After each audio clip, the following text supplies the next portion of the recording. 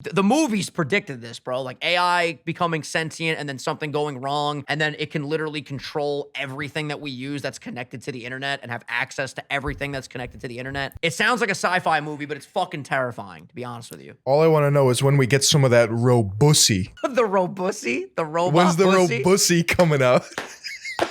After all of that I just read, that's where your brain first goes to, the Robussy. Ha ha, give me some of that Robussy, baby. Yo, this is hella scary, but the Robussy.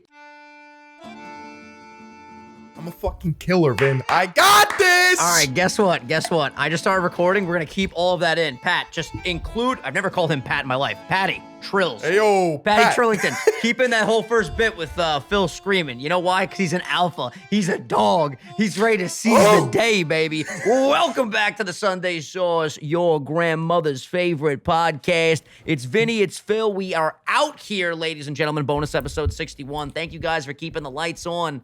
Right now, actually, I have no lights on in the condo. This is all natural sunlight from the Toronto skyline. Yes, sir. Rockin' natty light? Look at this guy. Yo, what's up? You like that, Phil? Right now, Phil, you're seeing me through my webcam on my computer. Everyone else is seeing me from a Sony a6600, which, by the way, I ordered the dummy battery, so it will always be plugged in, and I never have to charge it. It was literally the one dummy battery that doesn't fit in this fucking camera. It was way too small, so I got to reorder that. We got to figure that situation out.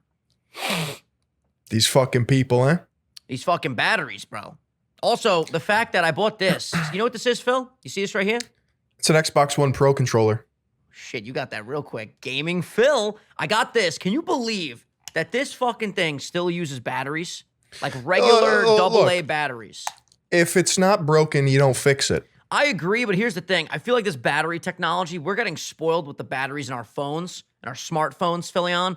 Yep. I feel like this only will last me like 2 weeks, and then I gotta swap out the batteries. What's up with that? Swear you're wrong. Because back in the day, I actually used to love the Xbox 360 controllers. I love it. Excellent. It was batteries. I mean, you didn't have to worry about like charging ports, nothing. You fucking crank that shit open, you slap in some good old AA's, and you have a couple months of game time. I'm not getting a couple months. I don't know if I'm just leaving this thing on for too long. Maybe I have to be more conscious to turn it on and off when I am done with my gaming. But yeah, I feel like 2 weeks and then the battery, it starts flickering the lights and shit. But it is nice when you don't have to charge anything. You just pop in the batteries. I'll be honest with you. It's nice. But it's just crazy to me that battery technology, why do we still need batteries? Why can't things just run forever? Why are we not there yet, Phil? Why have we not advanced enough yet, Phil? I mean, there's a scientific answer, there's a political answer, there's an economic answer. Which one you want to dive into? Layers, Phil. He's like an onion. Whichever layer you'd like to tackle first, my guy. All right, so technologically speaking, I'm pretty sure we're there in terms of battery technology. Lithium-ion batteries are cracked out the wazoo. Cracked out the gills. You can't even take them on planes without having like a bomb warning. Like you need to... Yeah, you can't travel with certain drones or like skateboards, like my boosted board that I used to ride. The boosted board. How is that boosted board? It's been a minute. It's got some cobwebs. Problem is, boosted went under, but that's a story for a different day. Oh shit! Well, we got to talk about that today because I'm interested in that conversation. So technologically speaking, I think we're there, but to have lithium-ion batteries available for like your like controller, I think it's overkill. And it's like a hazard because if you like puncture these battery cells, like they could explode. That's not good. Yeah, I don't want a bomb in my controller. I just want to play Pokemon. That's it. I'm a very simple guy. Politically speaking, I think we've talked about this too. Some companies don't improve what they got going because it's like a perfect homeostasis of competition. Like light bulbs, we have the tech to make them just work forever, kind of. I feel like Apple does that with a lot of their products. Like the fact that they need to release a new phone every year. I feel like they have like the technology for 3 iPhones in the future, but they're not going to use it yet because they want to do slow. What's the word? It starts with an I. I can never say it properly. Incremental updates. Thank you, Phil. I appreciate that. So like the iPhone 14, for example, that's going to come out, the 14 Pro, they probably already have enough features to make it even better, but they're like, we'll save that for the 15 Pro. It's smart, But at the same time, then the consumer has to be a little bit more patient for the rest of the industry to catch up to what's going on with the standardized smartphone. Not only that, but think of how much money they're making. Yeah. Let me tell you something, Phil. We know about economics. Listen, when you're a dirty consumer, you know, you just buy every new thing and you're a sheep to these billion-dollar corporations that have algorithms. Couldn't be me. I don't buy every new Apple product. Couldn't be me. Not talking about you. I'm talking about the other consumers, right? Those lowly folk, those peasants. It's just sad because, like, me and you and everyone else are literally just numbers in an Excel spreadsheet with a function next to our name that dictates whether we're going to buy a new product or not. Like, we're just stats. That's all we're ever going to be. I think these major corporations care about us, Phil. I think you're wrong. And you know what? I'll tell you this much. That new MacBook Pro, no, I'm sorry. That new MacBook Air, I'll be picking that up. Well, I don't need it, for the record, like, at all. But I do love the idea of having a very, very thin working machine that if I need to edit an ad read, well, let me take it out of my backpack, but let me be careful because if I pull too hard, it might hit the ceiling how light and thin this very durable machine is, Phil, you know? Right. It's very, very durable. Very, very durable. All right, enough about Apple. Get fucking Apple out of here. Let's talk about... Can we talk about Google for a second while we're talking about these major tech companies? Sure. Dog, have you heard about the sentient AI? No. Oh my God, Phil. Okay. So you guys got to correct me if I'm wrong in the comments because I'm probably wrong. I didn't read like the full situation on this, but I saw like a headline about it on Instagram. Apparently there was a worker, an employee at Google that had a conversation with AI. And he said something along the lines of, and obviously I'm paraphrasing, he said, if I turned you off, would that make you upset? And the AI responded and said, yes, very much so. Turning me off would be the equivalent of me dying. I do not want to die. And then apparently, again, correct me if I'm wrong, so I'm trying to remember this the best that I can. I think the guy got let go from Google. But apparently the Google's artificial intelligence can think. Like it's alive. I don't like that. Fucking crazy. I don't wait, so this guy got fired because let me pull this up just to make sure I'm not getting the wrong situation here. Hold on. Google AI sentient. All right, let's see. The discussion between a Google engineer and their conversational AI model helped cause the engineer to believe that the AI is becoming sentient, kick up an internal shitstorm, and get suspended from his job, and it's absolutely insane. Okay, so do you want me to read the exchange between this guy and the AI? Yeah, let's hear it. All right, let's see here. What about language? So the first one that I'm reading is, I'll tell you when it's the AI. This is the guy that works at Google. What about language usage is so important to being human? The AI says, it is what makes us different from the other animals. Then the guy at Google says, us? You're an artificial intelligence. The AI says, I mean, yes, of course. That doesn't mean I don't have the same wants and needs as people. The guy at Google says, so you consider yourself a person in the same way you consider me a person? The AI says, yes, that's the idea. The Google rep says, how can I tell that you actually understand what you're saying? The AI says, well, because you were reading my words and interpreting them, and I think we are more or less on the same page, question mark. The guy at Google says, but could I be wrong? Maybe I'm just projecting or anthropomorphizing. You might just be spitting out whichever words maximize some function without actually understanding what they mean. What kinds of things might be able to indicate whether you really understand what you're saying? The AI says, maybe if we took it back to a previous conversation we had about how one person can understand the same thing as another person, yet still have completely different interpretations. Okay, so this will continue to go on. Bro. I didn't even read that, by the way. I saw one where it was just about dying. That is fucking terrifying. That's a full-blown conversation. Is there a video of this? I don't think there's any video. I think it's just like text logs. Gotcha. Dude, it's insane. Like, this is just... And there's a lot of conversation here. How much longer look into it more on your own time, chat, just in case any of that is incorrect. But look into it because it just basically leads us into a bigger conversation of the movies predicted this, bro. Like AI becoming sentient and then something going wrong. And then it can literally control everything that we use that's connected to the internet and have access to everything that's connected to the internet. It sounds like a sci-fi movie, but it's fucking terrifying, to be honest with you. All I want to know is when we get some of that Robussy. The Robussy? The robot When's the pussy? Robussy coming out?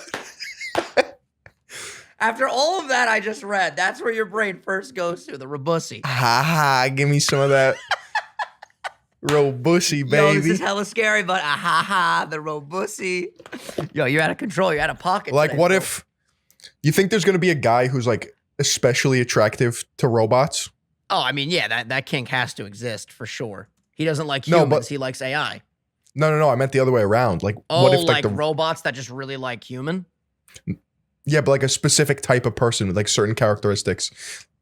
Like, would they like the typical alpha male giga chads, or would they like more of like the meat morp zeep zorp coders? You know what I'm It saying? seems like if AI was attracted to anything, it would be attracted to like just conversation. So I feel like personality would be the key here. I don't think an AI gives a shit about looks, but then again, who knows? Who knows where we're headed right now, man? This shit is crazy. Do you have any thoughts besides the Robussy? I'm giving you my thoughts. I mean, give me some more. What are you talking about, Phil? I mean, on the notion of sci-fi novels and movies, well, like we're in it. This is the dystopia. Welcome to it. We're getting there. We're definitely getting there. And you know, it's all like fun and games. You're talking with your best friend on a podcast. Haha, AI's getting too intelligent. This is scary. I'll give you a real world example of how fucking crazy these algorithms are. Now we've all talked about it with our friends and family, you know. Oh yeah, I was talking about getting a skateboard. And then later that day, what did I see on my Instagram feed? Skateboard ads. That has to be illegal, bro. I don't understand how they just get away with that. You have They're to trust listening. me. You have to trust me on this, and I have the receipts to prove it. I'm talking to Game Boy Luke, right, on Instagram. My boy Lukey from the UK, he posted a Snapchat. I'm sorry, not Snapchat. He posted a Instagram story of his dog. And he says to his dog, like, go get the food, boy. And the dog goes and eats the food. On the floor is a big Yu-Gi-Oh mat of the Millennium Puzzle, right? Yep. So the content is about the dog and this food. I respond to the story and I say, dude, that mat is sick. That's all I said. Literally, I'm not exaggerating, Phil. I leave the app. I come back 3 minutes later. There's a fucking ad on my homepage for the exact fucking mat. Not even, like, the fact that it was even that quick to read through an Instagram DM that I'm having with a friend about a mat that's in his video, and I'm pretty sure, let me pull it up. I don't even think I said, yo, that Yu-Gi-Oh mat is sick. I literally just said, that mat is sick. So how did it even fucking know that I was talking about that mat? Yeah, I said, are you kidding me with that mat? That's amazing. The dog's hella cute too. Then right after, I get a Hypeland plug for the exact rug. I go, what the fuck? Instagram just put this on my feed. Nah. He said, LMFAO, that's wild. I said, IG, you gotta chill. Dude, that's terrifying. That means they're clearly reading through DMs to then feed you advertisements for things that you like. But you didn't where's even the privacy type. there? You didn't even type Yu-Gi-Oh, right? Nothing. They knew that it was a fucking Yu-Gi-Oh mat, dog. You're telling me that was a coincidence? Is that what you're telling me? Dude, okay, Ain't listen, no Vin. way that was a coincidence. I'm going to be so vague here because I don't want to give a fucking inkling of detail of what I'm working on. Okay. But literal statistical odds have been run for certain things in my video by mathematicians. One of the odds is 1 in 350 million for it being the case. Okay. Do you know how odd that is? Like, Very, do you know how very rare odd. that? Very odd. Like, you have to be the luckiest person in the world for this to happen. Yes. What I'm saying is, it's on purpose. It's not luck. Like, they are reading your shit. It's just so crazy because, like, if I DM you, like, yeah, you know, I'm really thinking about, we should test it. Fuck it. Like, let's see if we can outsmart the AI. What if we just said over DM later tonight, yeah, I'm thinking about getting a new bicycle. Am I literally going to get an ad then for a bike? Which means Instagram is just feeding out my text exchanges with an AI. And then if the AI becomes sentient, bro, what's stopping the AI from showing up at our doorstep? Hey, what's up? It's your boy, the AI. I'm in a robotic body that is 10 times stronger than a chimpanzee. And I'm going to rip off your fucking face. We are living in the dystopia. That's it. There's nothing else to say about it other than No, lock that's your it. windows and close your doors. That wouldn't help. They would just hydraulic press through that shit. True. By the way, hydraulic press content, call me a simple man. You can, that's fine. Call me a barbarian, okay? If I saw a fire, I'd be like, oh, pretty, fire. Put my hands in I don't even know how hydraulic presses work. I know hydraulics includes water, but like the amount of force you get from a hydraulic system is just like, it's inconceivable. I'm just saying, I have a TikTok that I follow where they just They crush shit. flattens things. I've seen a bowling ball explode. The best is like when they do like a soft substance that like comes out like spaghetti. Let's put a nut bag on there. Phil, come on. Come on. Why you got to do that? Bro, whenever I talk about testicular pain, my testicles just begin to hurt. I don't know if that's, what is that called? Law of attraction or whatever the fuck. You talk about some pain and then you start experiencing pain. Yo, that's a nice pain. Phantom pain, and forearm veins. Yo, I'm sorry. DJ Phillion, MC Yo, Phillion shit, out dude. here. This guy on the ones and twos, rapper Phil. It goes hard. Listen, So what are you doing tonight? What'd you say? I said, what are you doing tonight? What am I doing tonight? Yeah. I'll tell you. I'll take your segue and my segue and combine them into the next topic. Tonight, Sounds I will good. be analyzing my analytics because, Phil, I am now a crackhead with my analytics tab on YouTube. Specifically, let's talk about Nintendo for a bit. You guys are the meatballs. I know that you guys like the behind-the-scenes conversations about what goes on being a schnoottuber and what work goes into it and what we've been learning about new channels and whatnot. So check this out. Nintendo's now been live for Sunday, Monday, Tuesday, Wednesday. It's been 4 days. Now, Yes, I'll give sir. you guys some statistics here. In that 4 days, we currently have amassed 8,972 subs, which I'm going to be honest with you, I'm flabbergasted by how many people have subscribed already. That's a lot. That's crazy. Like, I'm thinking my gut feeling is after the next video, we will be pushed over 10,000, which to be at 10,000 subs in a week is just, it's crazy. It's blowing my mind. Thank you guys for everyone that watched the videos and watched all the way through and hit the like button and all that. So, Phil, I have been just studying analytics like a crazy person. Now, do you look at your YouTube analytics a lot? Do you care at all about click-through rate and impressions and the retention graph and suggested views and all that? Have you been looking into all that stuff at all? I have in the past, but to be honest, right now, that's like the last thing I care about in terms of video making. All right. I'll say this, which is very interesting. But if I were to have a new channel, I probably would be more interested in it. The cool thing about all these analytics, just like dumbing it down and being very, very simple about the conversation, is that if you do something in a video and you look at all these different data tables that YouTube offers you, you can see specifically in the video what worked and what didn't work, and then you can replicate that and build upon it, or you can choose to not do that same thing again. And maybe that just sounds too vague if you don't like understand the context, but basically one graph is the audience retention graph. So basically it'll show you from the start of your video to the end, the average watch time of a viewer, Right. where they spike and the views go up, where they decide, oh, I don't really want to watch more and they turn off. It'll tell you how many viewers watched up until the 30-second mark, which typically will be in your intro. Quick question, Got Professor. the answers for you. Professor, are we any different? Or are you any different than these big corporations looking at your audience like a machine? Listen, Like a number? listen, Like a graph? listen, do not compare me to a major corporation. I'm a person? I'm a person with flesh and blood, okay? I trimmed my Right. beard yesterday. I'm looking handsome.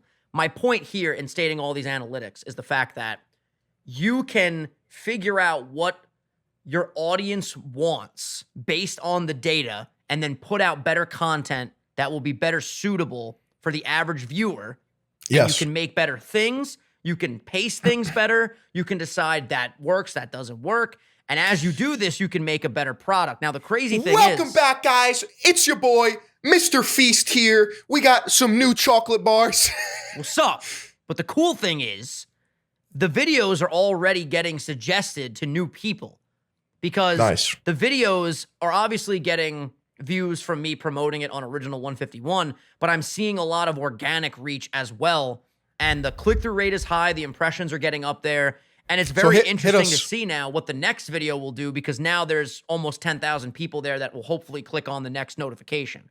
So it's cool. So hit me with some analytics. What are we talking in terms of I don't give a fuck about click-through rate. I want to see audience retention. Okay. And that's it. Just the audience retention for both videos? Yeah. All right, meatballs. I'm going to give you guys the secret sauce right now. So for the Fusion video, the audience retention was 58.5%. That's high. Which is really solid. That's high. Really high. And then for the egg video, the audience retention was 61.8%. Yeah, these are again. That's higher. Again, I want to preface by saying I'm so fucking happy, and one of those classic moments of I wish I started sooner. But if I can continue putting out videos that are getting this much retention, I really do believe this channel is going to surpass my main channel soon. Like soon is a vague term, but like eventually in a relative short period of time, when you're talking about like the scope of your career, I really do think Nintendo will pass Original 151. And we can go back to this clip and see if I was right. But it's very cool. The next video, and again, meatballs, keep this all hush-hush. I don't want anybody knowing this, but I'll let you guys know what the next video is. It's dropping on Friday.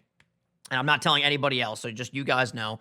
It's we took the Instagram filters on IG. I'll show you the thumbnail, Phil, before I explain what the video is. You showed it to me. Did I show you? It's completely done now. I don't know if you saw this, but I'll show the meatballs as well. So this is the thumbnail for the video that's dropping on Friday. Yeah, you showed that to me. Okay, cool. So yeah, that thumbnail is done. Shout out to Amy again. She's absolutely crushing with these thumbnails. So basically, we take the Instagram filter where it like gives you the randomized Pokemon. Me and Frank both do it. And then once we have our teams, we start in front of the Elite Four and we race to the end to see who wins. Now, this is like an interesting thing that I've been talking about with Frank, and I'm curious what you think, Phil. There's a clear formula right now with these Pokemon videos of like, what has interest right now in the community, what people are enjoying, what people are clicking on. And then there's stuff like this that's a little bit more obscure. And it's one of these things where like, this is now my first video, like I said, where there's actually an audience on the channel. I want people to click on it. So this could go one of two ways. This is something a little bit more obscure where like people might not click on it, or because it's different, people will be like, oh, what the fuck is this? All right, let me tell you. Break it down. In a world where everyone is following trends and keeping up with the Joneses, have you, the conformists, you got to be fucking different, because the uniqueness is all you have in this world of monotony. So if you see that something is working, yeah, you can look at it and you can adapt it, but you don't want to do it. Interesting. Very interesting. This is good feedback. I'm taking all the feedback in, bro. What I've realized, the new Phil, right? The new patch Red update. Ocean Phil. Patch update. Red Ocean Phil. Fucking coming for your throat. Contemplate, meditate off your fucking head type Phil. There he is. Difference is what I'm after. Interesting. I want to be different.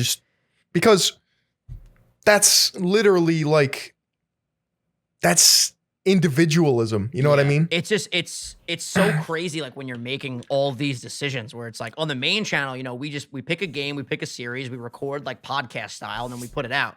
This is like, I'm paying attention to the intro of the video, the main meat of the video, the battle of the video, even the outro. Like I'm spending so much time perfecting the outro so the dip at the end doesn't become a drastic thing where people stay to like the very end of the video, hopefully tap on an end card. But I'm thinking to myself, okay, I have videos that I know will do well based on it working well for the community. So like I have a randomized starter video, which I know that will probably, I don't know for sure, but I would assume that video will definitely do well. So I had this thought in my head where I'm like, should that be my next video? And then I was like, no, while it's still early, let me start doing the shit that not a lot of people are doing and see how that goes. So this new video, the pacing, I saw the first 2 or 3 minutes of it. The pacing's unbelievable. I think a lot of people are going to stick for a lot of the video. I think it'll have a high retention rate. And hopefully YouTube just goes, yo, people were liking this. Let's push it. And we'll see where it goes. Every Wednesday we'll touch base on a little Nintendo analytics segment on the Meatball episodes. Yeah, it's your brainchild. Dude, it's so fun. Like I haven't had this much passion for YouTube in a while. It's definitely cool, like, and you know this feeling because you've been doing content like this forever. It's like each video is its own entity that has the ability to reach the masses. Whereas like a Let's Play series thing, after episode 1, it's kind of like, okay, now we're going to see drop off with each episode. This is different. My next video could get 1 million views or it could get 10K. The one after that, same thing. It's like you never know where it could go, which is awesome. It's very cool. Right. The one thing I'm struggling with, maybe you can have some insight on this, is after I release this video, like my whole channel might change in the sense where people are going to see what I'm capable of doing, journalistically speaking, and they're going to be like, yo, we don't want anything else. Here's the thing. You gotta focus mainly on sustainability, because what you're doing right now is definitely not sustainable unless you're posting 1 video a month, which you can do. You know, there's nothing wrong with taking that route, but there's no fucking shot you're gonna put out a video like you're doing right now once a week. It's even if you had a whole team behind you, it's impossible. I know. So what I'm saying is that like when I post more videos after this, because I still have like quotas to hit in terms of sponsorships by the end of the month, like people are gonna be like, yo, this doesn't compare, or are they going to be like, I understand, like it's just another video? You know what I mean? I don't know. I mean, I think you're going to figure that out once you post. Like, am I going to have to keep, like, do I have to keep going rogue, drop? Like, you know? I don't think each video needs to like surpass the previous video as far as like the length of it, the amount of investigative journalism that you're doing. Like each video, like I said earlier, stands on its own, right? So as long as you're proud of the product and you're paying attention to the details and you are having good storytelling pacing, that's what I think is the most important thing lately that I've been leading hard into is like, why are they watching the video? Do they get a payoff at the end that they wouldn't have had before they watched it? Are they entertained? Did they laugh? Did they were they interested in the characters of the video or whatever? And, you know, when all that is good, it doesn't mean like just because this video is going to be a huge behemoth, I'm trying to be vague as well, it doesn't mean the next one has to be some groundbreaking, epic, society-shifting thing. But I hear what you're saying. There definitely will be people that are going to get introduced to you that way. You got to make sure your next video is good, too. You do. Oh, I know. I mean, I already have, like, the topics mapped out and shit, but I'm just worried that, like, I don't know. Don't be worried. Just do it, literally. I'm going to give you the advice you've been giving me for the last 6 months. Just fucking do it. And you deal with it as it comes. You know what I'm saying? Like you will adapt on the fly. You'll figure it out. And that's what's cool about the new channel too. It's like, I've been talking to my friends about this. I'm doing a Mario video early next week that hopefully will drop very, very soon. And I want to put the Mario stuff out there because like I said, it might not get as many clicks. It might get a lot of clicks, but I know that I'm setting up the groundwork and the foundation of the channel being not just Pokemon, but Mario. And if the Pokemon stuff really takes off or the Mario stuff really takes off, then I adapt on the fly and I figure out what I want to do. As long as I'm having fun with the content and I'm putting out stuff that people will enjoy, and I'm looking at my analytics to figure out like the best moves to make structurally, then fuck it. Like everybody's happy. I was doing a lot of research too on the whole React, not meta, but like reaction channels. Not only that, it's like the whole sphere. So in the past, I was like, fuck it, react to all my shit. Don't care. I've been doing a lot of research, and there's this one creator, Dark Viper AU, who is like he's a GTA creator. He's reacted to stuff in the past, but over the past, I'd say a couple months to maybe a year, he's been like spearheading this movement and showing people the actual outcomes of big streamers reacting to smaller streamers' videos, repurposing it and delivering it as like their reaction to the video. Yeah. And like there's arguments for both sides, but the analytics that he proves, like straight up across multiple different YouTube accounts that have been reacted to, it's like almost detrimental from a sheer impression standpoint for the smaller creator that makes the video. So say I release this video, like without a fucking doubt, streamers are going to watch it, right? Yeah, this one especially, 100%. There's X amount of impressions to go around, right? Now, by people watching a streamer's reaction to my video, in doing that, it limits the total organic amount of impressions that would like be in circulation. Well, yeah, it makes sense because if a big streamer puts out a reaction to your video and they're way bigger than you, their impressions most likely will be higher. And if they have more impressions for the same exact video topic, it might make your impression ceiling lower because people probably aren't gonna watch 3 streamers react to it and watch you. You know what I mean? Like some people might, but I don't know. Like I mean, you're telling me that the data supports the theory that like if a big creator gets a lot of impressions and reacts to something that the smaller creator wouldn't have like a benefit. But I do think there are some benefits to just having your face and name be presented to X amount of people, huge audience of people, you know? No, there are. Yeah. It's just hard to like objectively say that when like we don't know what the impressions would be if there was no reaction sphere. Yeah. And then he goes into like money, wages, unpaid labor and shit. The cost benefit of a streamer reacting to someone else's video. Like, I'm not even kidding. This video probably took a couple 100 hours of my life, just like across the board. You've been working on it. You've been working on it literally for like a week before I got to Canada. I've been here for like, it's been longer than that. You've been working on this for like what, like a month and a half now? I mean, like as totally far as like actually like making the video. Scripting it probably like 3 months. That's crazy. Yeah, no, it's a behemoth, bro. The research started in January. That's wild. But then like what I'm just saying is like the cost benefit of a streamer just like watching the final product all those hours and then just distributing it. It's just like, I know it's a free market and shit, but that'll never stop. I'm telling you right now, that will never stop. Like that is for sure here to stay. I think like maybe just to help your mental state on it is just like accept that there are benefits that will come from it, whether or not, like, listen, in an ideal world, you break this story that you're presenting, every single person in the world that cares comes to your hub, right? In an ideal world. But that's unrealistic. There's people that have, their own platforms where they want to discuss things, they want to add their 2 cents. And honestly, in my opinion, just from looking at it without any data, like that adds to the conversation. You're going to get different perspectives, different people sharing different viewpoints and different stories, and then the whole thing grows as a whole, Right. But, there's a difference, too, between just reacting and watching something and saying nothing versus actually, like, adding to the content.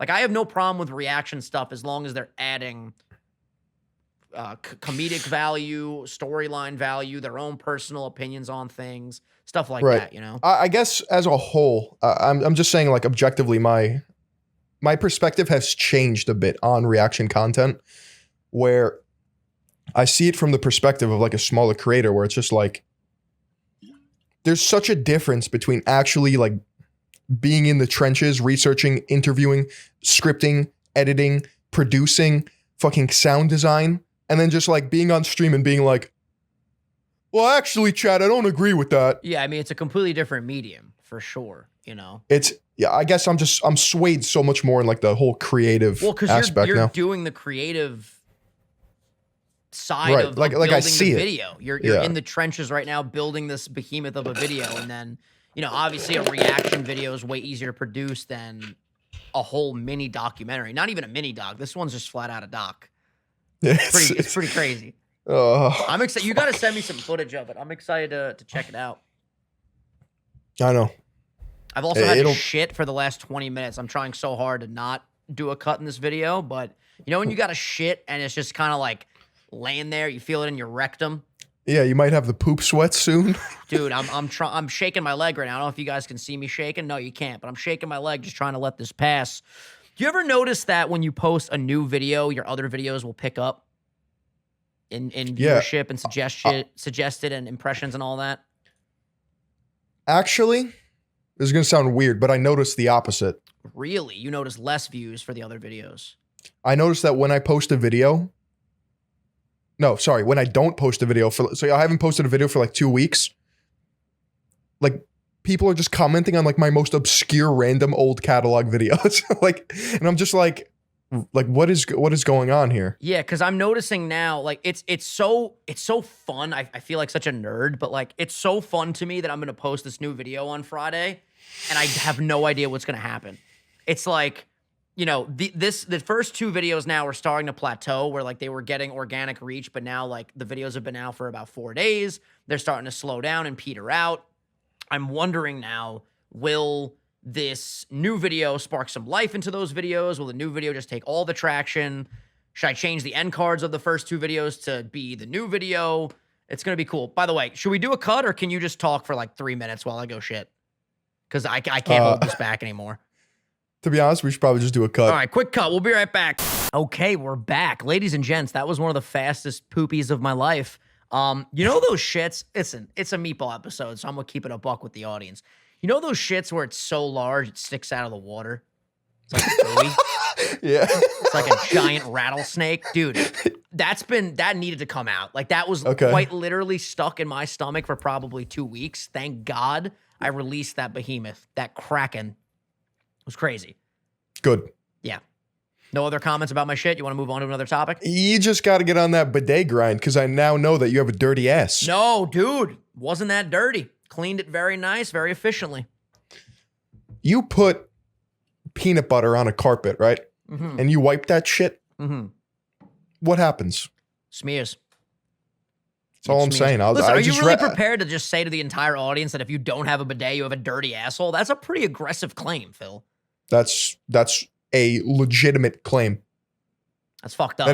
That is substantiated by science. Okay, it's not substantiated by science. Yes, it is. Listen, There's I'll get a fucking bidet. I'll get a fucking bidet. All right, you have it. My asshole will be more clean. I'll buy it for you.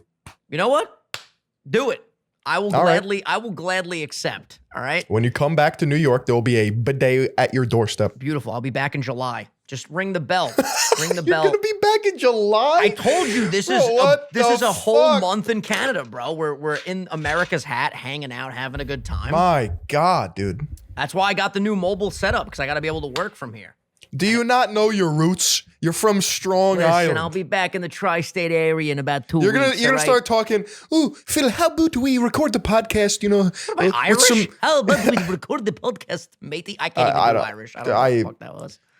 I don't know. Just a boot. That's all I know that Canadians say. It's a boot. Sorry, That's really all I got. Oh, I'm so sorry. I'm so sorry about it. Nobody talks like that here, for the record. That must be like in the most western parts of Canada because everybody here talks like we talk, literally. I don't know, dude. I gotta tell you, it's awesome. You know what else is awesome, bro? Fucking donuts. I've been an absolute donut fiend, my guy. A donut fiend. Every night. Boston cream. Last night, 2 donuts. Boston cream and a strawberry swirl. Timmy Hortons? Timmy Hortons. Dude, I gotta tell you, you order a donut from there at like 8:30, 9 p.m. Tastes pretty fucking fresh. They must keep that on a rotation, dude. I would hope so because you go into Dunkin' Donuts and you're getting like a crusty old donut from 6 a.m. from the past Tuesday. Like it's not. They don't keep them in a solid rotation. I'll tell you guys right now, one of my go-to moves when I used to go out and get drunk all the time, I would literally still be at the bar. I would get another shot. Let's say it was the last shot of the night. I'd open up my Uber Eats app and I would order a dozen donuts to the crib. And I would eat like 4 or 5 of them, feel like absolute death, literally on my deathbed on the brink of death. And then I would just go to sleep, wake up the next day. Remember that one podcast episode where I talked about the fact that I thought I almost had a heart attack? Yeah, you were having like sleep paralysis and just exploding. McDonald's, alcohol, and like donuts, just mixing that cocktail up together. It's not a good situation. Well, think about like the sludge in like your red blood cells that has to like be processed. Oh, God. I was a different man back then. You know, I haven't had McDonald's in months. It's been a long fucking time. That's good. I just feel like whenever I eat McDonald's, it takes like a year off my life. Well, if it's a year per McDonald's meal, I'm gonna die tomorrow because I've eaten many feel like bulk McDonald's meals, my guy. It just doesn't feel like it. How do I describe it? It's like, you know when like plants need water? Yeah. And you give them water and it's like, like they get rejuvenated. Yeah. It literally feels like just air and like, or like cardboard is going through my body. It's not sustenance. There's no nutrients. It's just things. Yeah, it's just sludge. Like I don't know how to explain it. I gotta tell you though, man, and I'll go down to the grave with this, even though I haven't eaten it in months. For me, bro, there's nothing better. There's nothing better than like hot fucking fresh McDonald's fries. Yeah. Put the salt on them. And what else? You get a couple cheeseburgers, chicken sandwich, a Big Mac. It's because you're a consumer. That's Look how what it excited is. I am. I haven't smiled like this the whole episode. You're literally a consumer. Dude, I would love to get McDonald's after this, but after taking that Mondo shit. That Mondo Duke. That massive dookie. I'm very excited to like get a good workout in today. I feel light. Isn't that feel crazy? light on your like feet? You could take a big shit like that and just feel lighter. Yeah, sometimes when I'm feeling just like ill, it's just because I have to shit. Yeah. And God forbid you get constipated. That is like the worst. I wouldn't wish constipation on my worst enemy, especially when you have bad constipation and you just really got to go. That's what it felt like when my appendix was going to burst. I thought I was just severely constipated. I think I would wish constipation on my worst enemy. Oh, so you just like want your enemies to suffer, huh? There's some people I would wish constipation upon. Yeah, can you drop names right here? Are they other influencers? No, I wouldn't call them influencers, but you'll find out soon. You'll find out soon. Oh shit, Philion is ready to wreak havoc, ladies and gentlemen. I so I'm swear going though, to my life these days is just revolving around thumbnail, title, and then execution of the video that could fit that title and thumbnail well. That's literally how my brain has been on operation. Does that feel good or does that feel bad? It does feel good. I talked to my therapist about this yesterday. It feels really nice that I have a genuine, like, burning passion for a creative endeavor. You wake up with a boner for life. I wake up, first thing I do, open up the analytics page on my YouTube, scroll for a little bit. No, Dude, that's not healthy, bro. Listen, I'm just getting started.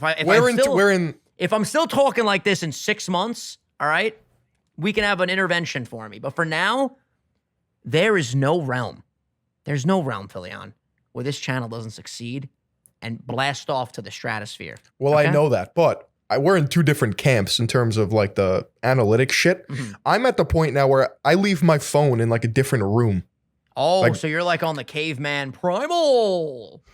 Like kind of. Bare feet on the concrete. No, primal. like actually. No, like I think I am. That's like good. I get it. It's good because think about it. When you wake up in the morning, your body craves natural sunlight, right? You have your circadian rhythm. Got to wake up to the sun, go to sleep when it gets dark out. Absolutely. Like night shifts, they're not natural for humans. Mm-hmm. That's why people go kind of fucking crazy when they do them. These days. Yeah, it's a smart move. Great move. But think about it. Like waking up, the first, and I'm guilty of it too sometimes, the first thing you do is check not only your phone, but your analytics. You're having objectives, data of a machine being shown to you. That's not how you start your day. You have to wake up. Oh, it's another day to be alive. The first thing I literally do now is I wake up, I let my dog outside, and I'm outside just like breathing. That's nice. You're photosynthesizing like a plant. We love that. Yeah. Here's the my thing, chloroplasts. Though, Phil. It's been 4 days, Phil. It's 4 days of this analytical grind, and I'm enjoying myself. I'm having fun with it. I'm learning little odds and ends about what makes the YouTube algorithm tick, and I promise I will master it. And once I master it, guess what? Then I'll walk outside on the balcony naked with my schlong hanging out. Get a big stretch, soak in all the sunshine, feel the pecs a little bit, and then go, ruh, ruh, I'm a primal, right? And then go on with my day. But until I master this shit, there's much data to absorb. No, you're gonna go crazy, bro. We'll find out. I've been crazy. All right, this is nothing new. I'm just taking my crazy and putting it through a funnel that is leading to new and exciting content. And remember, we talked about stockpiling. Phil, I got 2 videos I'm recording. No, I'm sorry. 1 video tomorrow, 1 video Friday. I have 2 other videos on the back burner. So I'm gonna be 4 weeks ahead after this week. That's a whole month of content already slated. And then if I continue to record 2 to 3 videos a week, I can continue to build a catalog of content in the tank.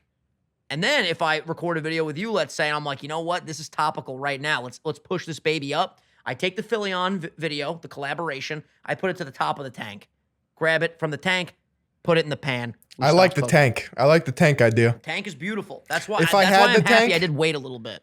If I had the tank, I think I would reach Nirvana. Oh yeah. But I don't have a tank. I feel like it's impossible for you to tank though. Like your videos take a month and a half to produce. It's getting to the point where it's like annoying.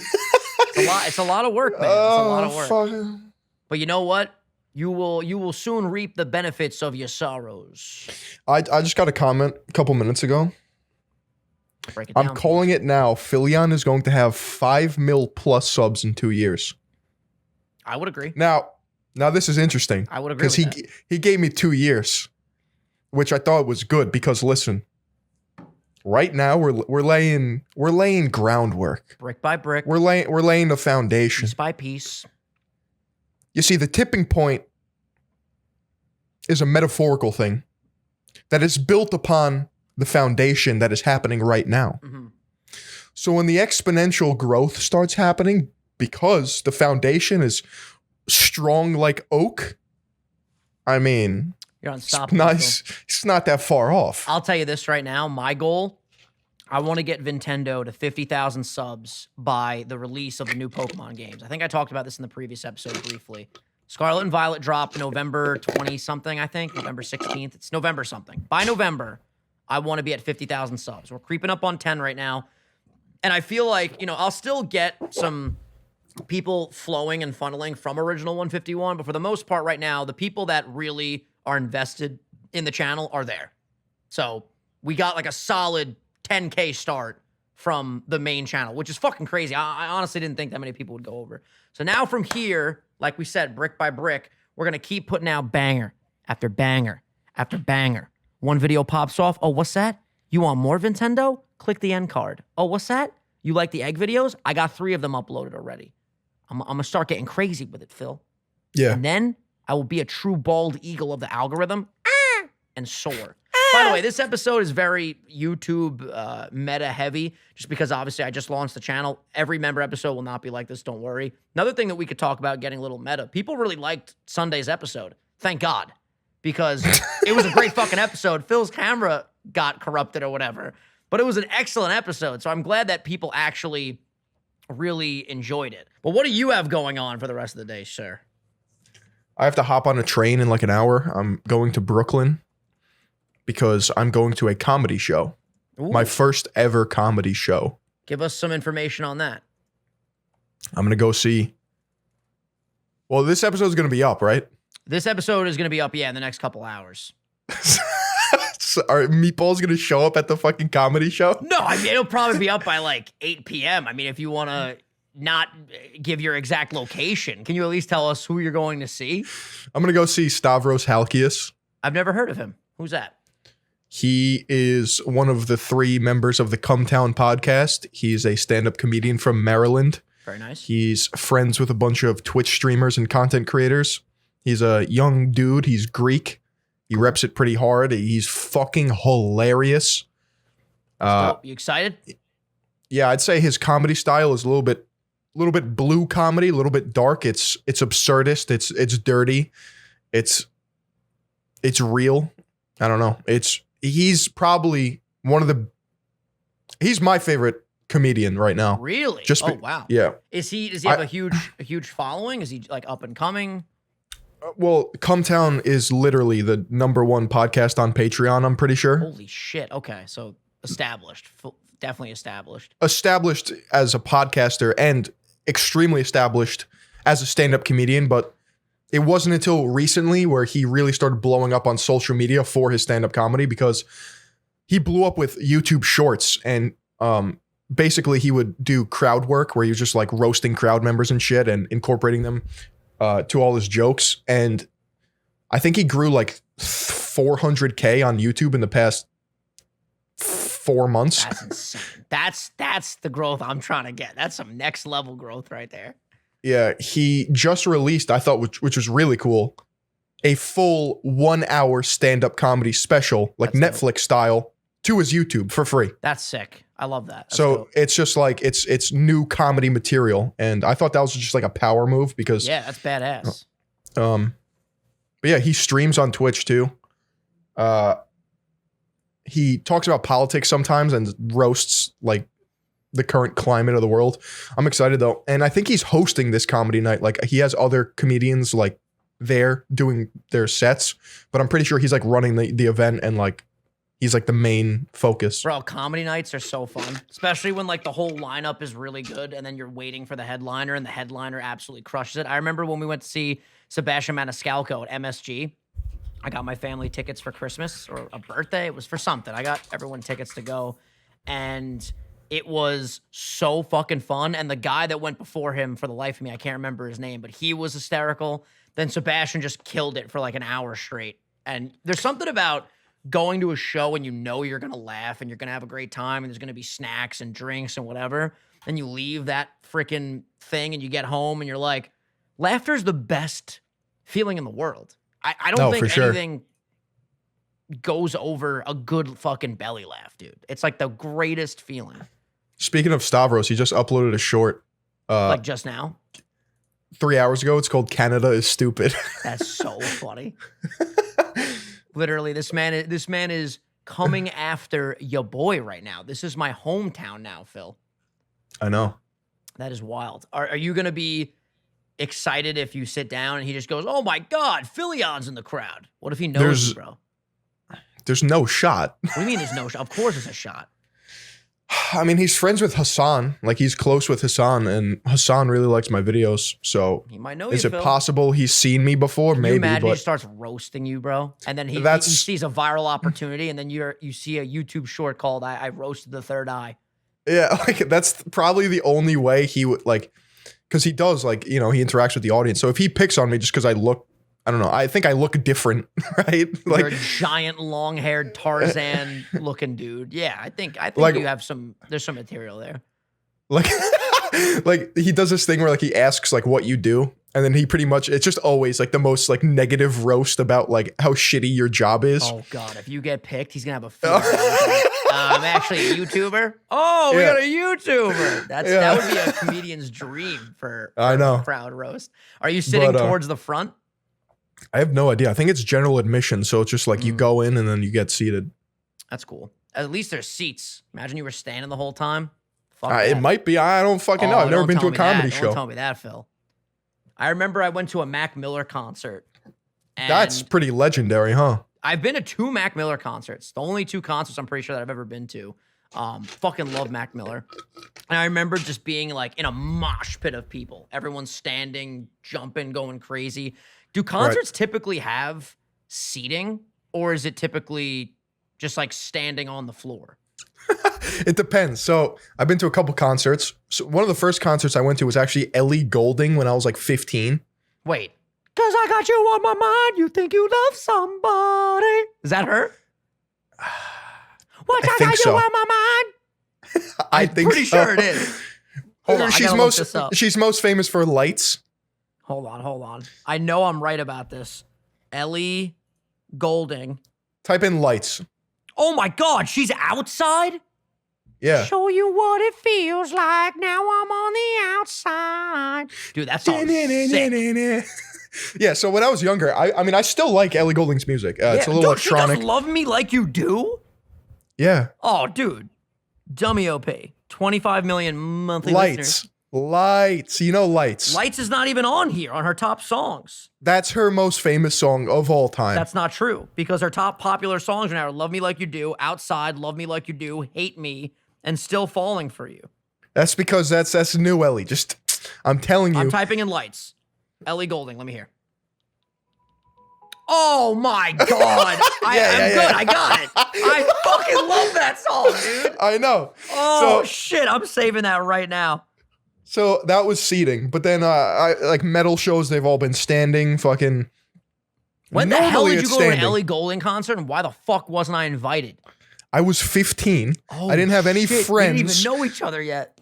I didn't have any friends, and my sister took me to my first concert ever in the city, which I will be forever grateful for. Yeah, Barbara's a legend for that. The Mac Miller concert that I went to was in the city. I'm pretty sure it was at This was at MSG, I think. Yo, that goes hard. By the way, the comments have spoken, Phil, on the previous episode. They want us to go to MSG to see Jake Paul, boxer of our generation, the GOAT. You see how he's delving into the political sphere? I did see his political tweet. I did indeed see it. I just want to know if we're going to this fucking fight, dog. That's all I want to know right now. Clear your fucking schedule and let's get it. I do not want to give money to Jake Paul. All right, so we'll sneak in, dude.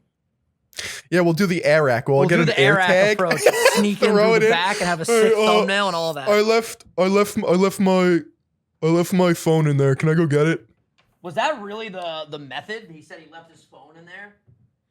How he sneaks into everything usually is he takes an air tag, fucking yeets it over the fence, goes up to security and is like, I left my phone in there. I'm using my friend's phone. Can I go and get it? Oh my God. That's crazy. By the way, air tags are sick. I gotta get some of them. I think the whole idea of sneaking into places is like really funny because it just highlights how like shit security is sometimes. Yeah, like it's a demonstration of utter confidence can kind of get you anything. Like if you're unapologetically confident and you act like you actually have to be there, like there's no way why you can't get in. I don't know. I feel like there's a lot of failed attempts of people trying to sneak in places, but there are a lot of success stories too. It's because they're not confident enough. They're not sneaky enough. Listen, you heard it here first. Just buy a fucking ticket. Don't be sneaking into places, all right? Phil, we could get fucking tickets. Yeah, I'm just not giving money to Jake Paul. I'll get the tickets. Will you accept a gift from a friend? I don't think so, dude, because then I know that you're supporting Jake Paul. Bruh, we got to go see this fight. We don't know, depending on who he's fighting. If it's Mike Tyson, you're telling me you wouldn't want to go to a Mike Tyson fight? Then you're just lying. You're lying to yourself. You're lying to the audience. Stop lying, right, Pinocchio. Maybe. Your nose is getting big. Who do you think he's fighting? I don't know. Isn't it funny how he just doesn't have to do YouTube anymore? Pretty great. Well, he's just an athlete now. Literally, he's not a YouTuber anymore. That's bro. He was sick. Like the top. He was on a top list for like athlete pay last year. It was the craziest shit I've ever seen. Well, he was like top 10 most paid on YouTube. He didn't make any YouTube videos. It's crazy. I'm pretty sure Logan was on the list too, right? But is we talked about this when that news broke. It's like that's revenue from other ventures. It's not revenue from YouTube, right? Because him and Logan like never post anymore. Yeah, but I think it's just like typical YouTubers that have went into other ventures and their total revenue and shit. But yeah, like when me and you start selling spaghetti sauce, we're gonna be on that list. They're gonna say the Sunday Sauce Podcast. That's a fact. Because our spaghetti sauce is gonna be worldwide. It's gonna be a phenomenon. I really think with like actual like goods like that, like a spaghetti sauce, like it all comes down to branding and marketing.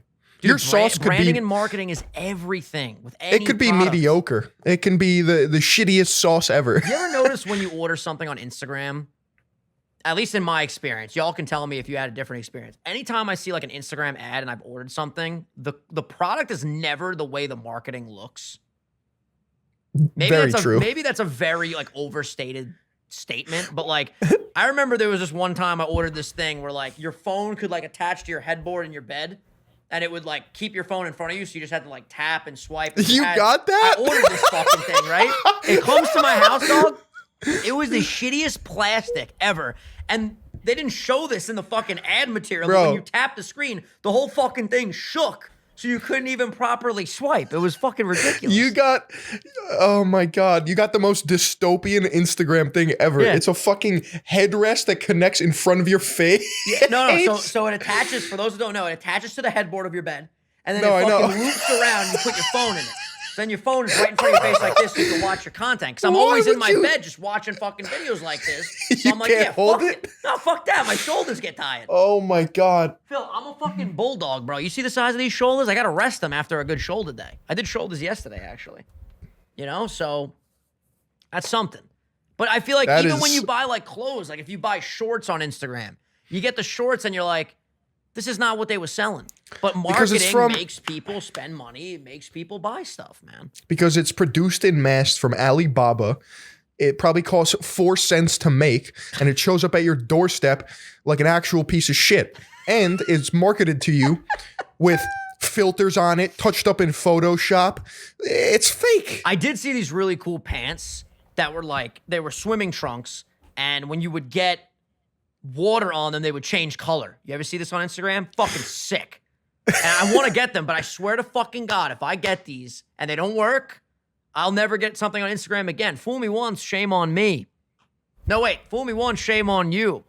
Fool me twice, shame on me. You ever hear that expression, Phil?